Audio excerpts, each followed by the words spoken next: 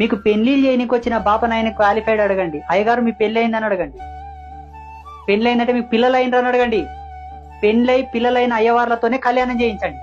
ఈ విషయం ఆచార్యులు కూడా తెలియకపోవచ్చు, పాపం పురోహితులకు బ్రాహ్మణులకు వీళ్ళకు కూడా తెలియకపోవచ్చు. కానీ ఒక విషయం చెప్తావా, గుర్తుంచుకోండి. ఒక డీజీపీ సీటు మీద కూర్చోవాలంటే ఆ అర్హత ఉన్నవాడినే కూర్చోబెడతారు. పెళ్లి చేయాలంటే పెళ్లి చేసుకొని ఆరి తేరిన వాడికి, ఆ రుచిమర్మం మెరిగిన వాడికి ఆ పెళ్లి మంత్రాలు చదివే హక్కు ఉంది. ఉత్త పూజలు అందరూ చేయొచ్చు.